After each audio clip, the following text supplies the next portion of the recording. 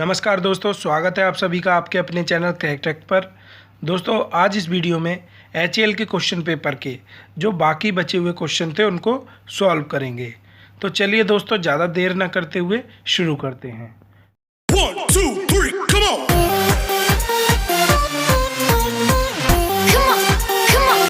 तो हमारा पहला क्वेश्चन है, ग्राइंडिंग व्हील तुरंत संतुलित होता है क्योंकि। तो दोस्तों जब हम ग्राइंडिंग व्हील को लगाते हैं ग्राइंडर में तो वह तुरंत यानी जल्दी से ही संतुलित हो जाता है, बैलेंस हो जाता है। उसकी ट्रूइंग करनी होती है दोस्तों। तो दोस्तों ग्राइंडिंग व्हील में एक रैंडम बियर करके गुण होता है कि मतलब वह आसानी से घिस जाता है। जब हम ड्रेसिंग करते हैं, ट्रूइंग करते हैं तो ग्राइंडर आसानी से घिस जाता है, जिसे रैंडम बियर बोलते हैं। तो यह उसका एक गुण है, इसीलिए वह जल्दी यानी तुरंत संतुलित हो जाता है। तो यहाँ पर हमारा ऑप्शन बी करेक्ट हो जाएगा। अगला क्वेश्चन है, ग्राइंडिंग के समय क्या ज़रूर इस्तेमाल करना चाहिए। तो दोस्तों ग्राइंडिंग के समय हमें सुरक्षा गॉगल्स लगाने चाहिए। अगर यहाँ पर वेल्डिंग पूछता तो दोस्तों यहाँ पर हमारी जो डार्क जो गॉगल्स होते हैं, डार्क ग्लास कह लीजिए या हैंड स्क्रीन बोल लीजिए, तो दोस्तों उसका इस्तेमाल करते हैं। लेकिन यहाँ पर ग्राइंडर पूछा है तो सुरक्षा गॉगल, जैसा कि आप देख भी रहे होंगे दोस्तों तस्वीर में। तो यहाँ पर हमारा ऑप्शन बी करेक्ट हो जाएगा। अगला क्वेश्चन है, कोण प्लेट पर स्लॉट खाली स्थान के लिए दिए जाते हैं। या दोस्तों जो खाली स्थान दिए जाते हैं वह क्यों दिए जाते हैं। तो दोस्तों यह हमारा किसी भी जॉब को नट बोल्ट के द्वारा जो एंगल प्लेट होती है उस पर पकड़ने के लिए यह स्लॉट दिए जाते हैं, यानी बोल्ट के समायोजन के लिए। तो ए ऑप्शन यहाँ पर हमारा करेक्ट हो जाएगा।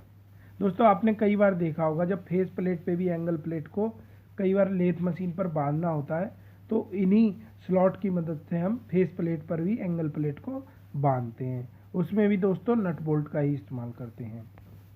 अगला क्वेश्चन है दोस्तों, स्क्राइबर बने होते हैं। तो स्क्राइबर दोस्तों हमें किसी भी मेटल के ऊपर लाइन खींचने के लिए या यूँ कहें निशान बनाने के लिए एक टूल की आवश्यकता होती है जो कि बहुत नुकीला हो और हार्ड हो। तो दोस्तों ऐसे टूल को हम स्क्राइबर बोलते हैं और यह हमारा हार्ड धातु यानी हाई कार्बन स्टील से बना होता है। तो यहाँ पर ऑप्शन हमारा सी करेक्ट हो जाएगा। अगला क्वेश्चन है, टूटे हुए टैप निकालने के लिए क्या प्रयोग किया जाता है।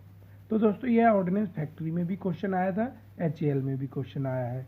तो दोस्तों टूटे हुए टैप निकालने के लिए टैप एक्सट्रैक्टर जो हमारा आता है इसका हम इस्तेमाल करते हैं, आप जैसा कि स्क्रीन पर देख भी रहे होंगे। तो यहाँ पर हमारा ऑप्शन डी करेक्ट हो जाएगा।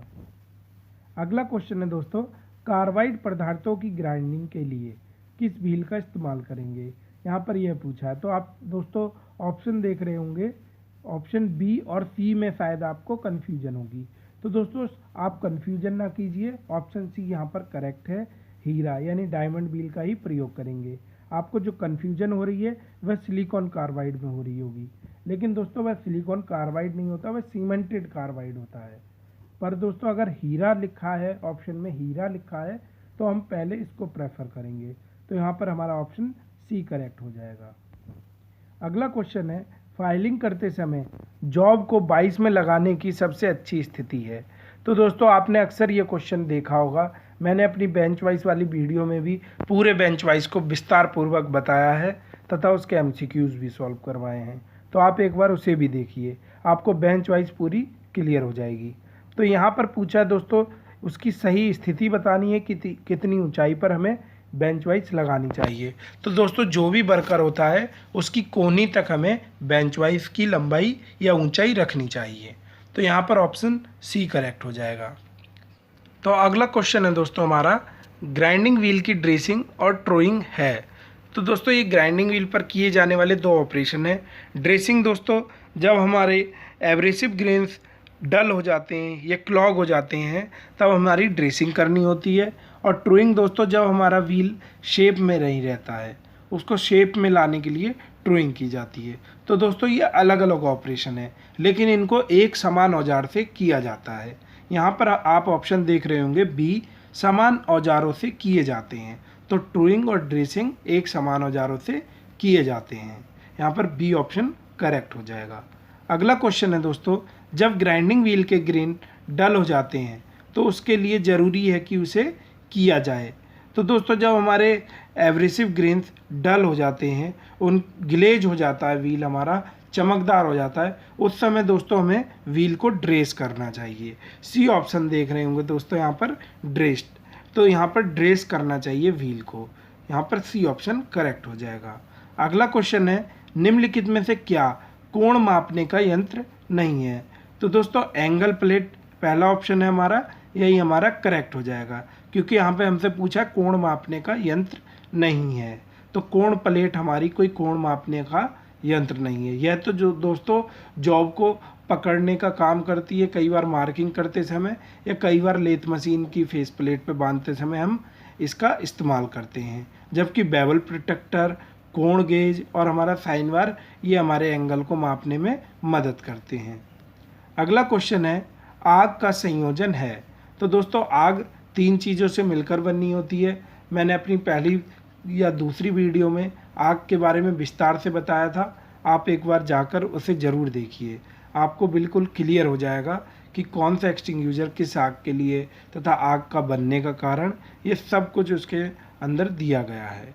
तो यहाँ पर बात करते हैं दोस्तों क्वेश्चन की कि आग का संयोजन क्या है।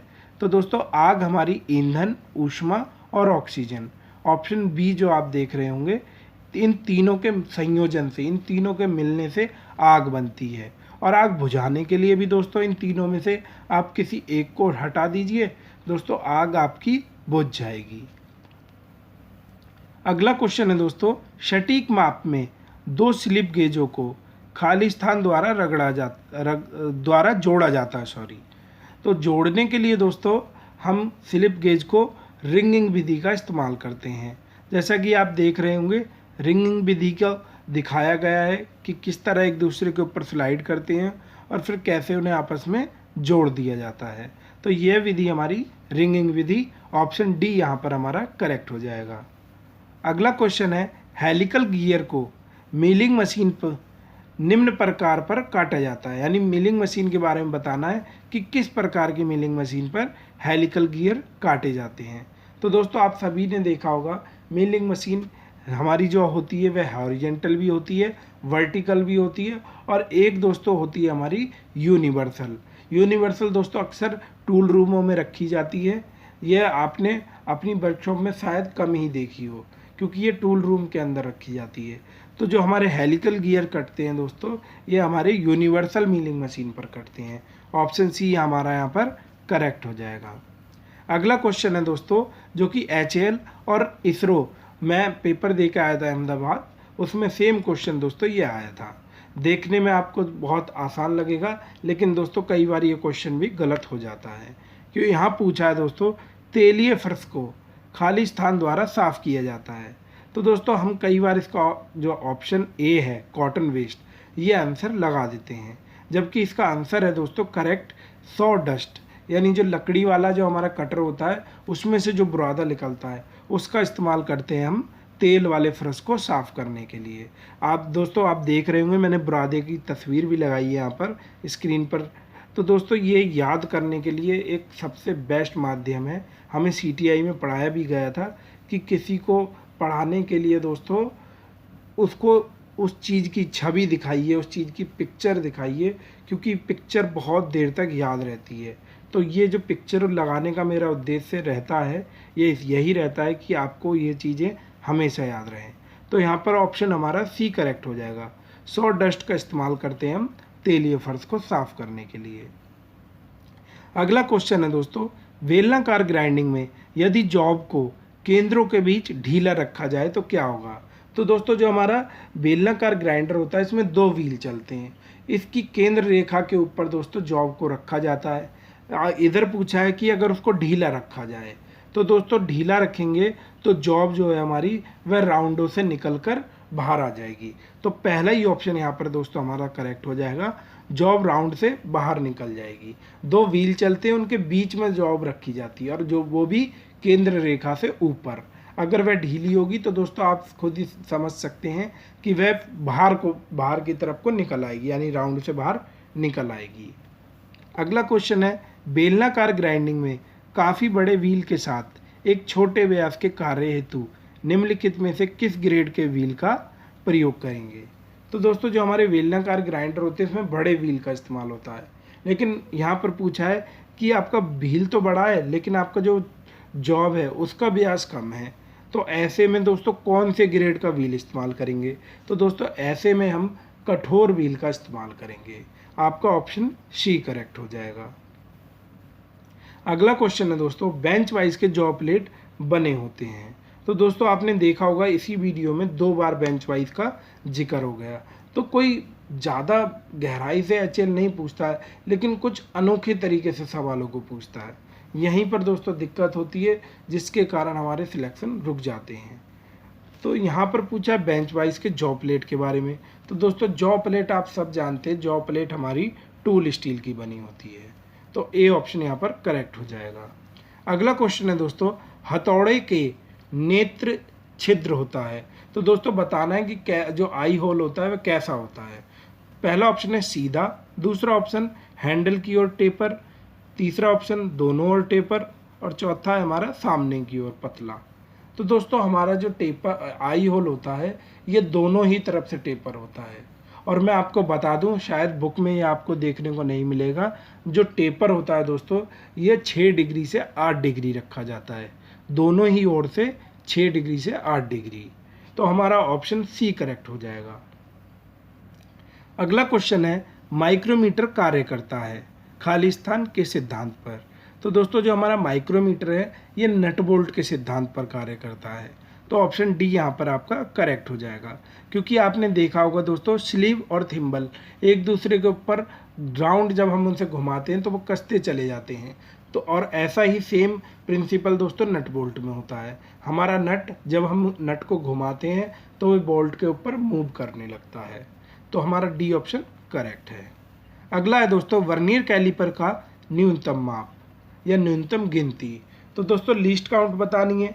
जो भी बच्चा दोस्तों या जो भी स्टूडेंट आईटीआई में एडमिशन ले लिया टेक्निकल ट्रेड में, उसको ये क्वेश्चन तो याद होने ही चाहिए। माइक्रोमीटर की लिस्ट काउंट, वर्नियर की list count, vernier bevel protector की लिस्ट काउंट। तो लिस्ट काउंट तो आप दोस्तों सब रट लीजिए, क्योंकि कहीं से भी कोई सी एक लिस्ट काउंट हर पेपर में पूछी जाती है। यहाँ पर वर्नियर कैलिपर की पूछी गई है, तो वर्नियर कैलिपर की लिस्ट काउंट होती है 0.02 mm। अगला क्वेश्चन है, 1 मीटर बराबर है। तो दोस्तों 1 मीटर में आप सभी जानते हैं 1000 mm होते हैं। जो भी हमारा mm हो दोस्तों, इसको निकालने की थोड़ी सी ट्रिक बता रहा हूँ। जो भी हमारा mm हो उसको भाग कर दीजिए, डिवाइड कर दीजिए 25.4 से। जो भी आपकी अंक निकल के आएगा वह इंच में निकल के आएगा। यहाँ पर 1 मीटर बराबर पूछा है कितने इंच के। तो दोस्तों आप देख रहे होंगे 1000 को भाग किया गया 25.4 से, और हमारा आंसर आया है 39.37। तो यहाँ पर बी ऑप्शन हमारा करेक्ट हो जाएगा। अगला क्वेश्चन है, बी ब्लॉक का प्रयोग राउंड बार को पकड़ने के लिए किया जाता है। उसमें बी ग्रुप होता है जो कि है कितने डिग्री का है। दोस्तों इस शुद्ध हिंदी थोड़ी सी टिपिकल होती है, आप सभी जानते हैं, इसलिए इसमें कुछ लिखा होता है। मैं आप लोगों की बोलचाल में ही क्वेश्चन को बोलता हूँ। ऐसा नहीं है कि मैं पेपर वाली लैंग्वेज बोलूँ, तो शायद आप भी ना समझ पाएंगे और मेरे को भी दिक्कत होगी। तो यहाँ पर बी ब्लॉक की जो बी को पूछा है कि उसमें कितने डिग्री का एंगल होता है। तो दोस्तों वैसे तो कुछ बुक्स में अक्सर ही 90 डिग्री लिखा होता है दोस्तों, लेकिन कुछ बुक्स में 120 डिग्री भी लिखा होता है। पर दोस्तों अभी निम्मी की जो लास्ट ईयर बुक छपी है इसमें लिखा है कि हर कंडीशन में बी ब्लॉक का कोण दोस्तों 90 डिग्री होता है। तो यहाँ पर हमारा ऑप्शन सी करेक्ट हो जाएगा। दोस्तों वैसे ये टाइपिंग मिस्टेक मुझसे हो गई है थोड़ी सी, वो 90 की जगह 99 हो गया है। अभी मैंने देखा, अब मैं इसको शायद सही तो नहीं कर पाऊँगा, फिर भी मैं बता दूं कि ये 90 है। सी ऑप्शन हमारा 90 है, तो हमारा सी ऑप्शन करेक्ट हो जाएगा 90 डिग्री। 120 डिग्री दोस्तों कुछ किताबों में दिया जाता है जो कि करेक्ट नहीं है। अगला क्वेश्चन है, जस्ती धातु को खाली स्थान की पतली परत से ढका जाता है। तो जो दोस्तों जो हमारे जिंक वाली जो मेटल होते हैं उसको जस्ते की ही पतली परत से ढका जाता है। जिंक मेटल जो भी होंगे हमारी वह जिंक के ही पतली परत से ढके जाते हैं। तो डी ऑप्शन हमारा यहाँ पर करेक्ट हो जाएगा। अगला क्वेश्चन है, चित्र में सतह का खुरदरापन प्रदर्शित किया जाता है। तो चित्र में खुरदरेपन को प्रदर्शित करने के लिए दोस्तों उल्टे त्रिकोण का इस्तेमाल करते हैं। याद रखिए दोस्तों उल्टे त्रिकोण का, क्योंकि वो ऑप्शन में हो सकता है एग्जामिनर घुमाने के लिए सीधा कोण दे दे, लेकिन यहाँ पर आप देख रहे होंगे उल्टा कोण मैंने बनाया है, ये याद रखिए। तो यहाँ पर हमारा ए ऑप्शन करेक्ट हो जाएगा, त्रिकोण। अगला क्वेश्चन है, निम्नलिखित में से किस कटिंग तरल का प्रयोग माइल्ड स्टील की ग्राइंडिंग में होता है। तो दोस्तों आप सभी ने ITI में जॉब बनाई होगी या नहीं बनाई, तो दोस्तों एक सॉल्युबल ऑयल आता है, यह दोस्तों 20:1 के रेशो में मिलाया जाता है पानी में। दोस्तों ये फिर दूध की तरह हो जाता है और इसका इस्तेमाल दोस्तों जब हम कटिंग करते हैं या ग्राइंडिंग करते हैं उस समय इस्तेमाल करते हैं। यहाँ पर हमसे पूछा है माइल्ड स्टील के लिए, तो हमारा ऑप्शन सी करेक्ट हो जाएगा, सॉल्युबल ऑयल। तो दोस्तों ये थे हमारे कुछ क्वेश्चन जो HAL में पूछे गए थे। 4 वीडियो दोस्तों मैंने बनाई हैं इसके ऊपर, अगर आपने वो 3 ना देखी हो तो ज़रूर देखिए, और अगर वीडियो पसंद आई हो तो दोस्तों लाइक व शेयर ज़रूर कीजिए, और अगर आप चैनल पर नए हैं तो आप एक बार चैनल को सब्सक्राइब भी कीजिए। धन्यवाद दोस्तों।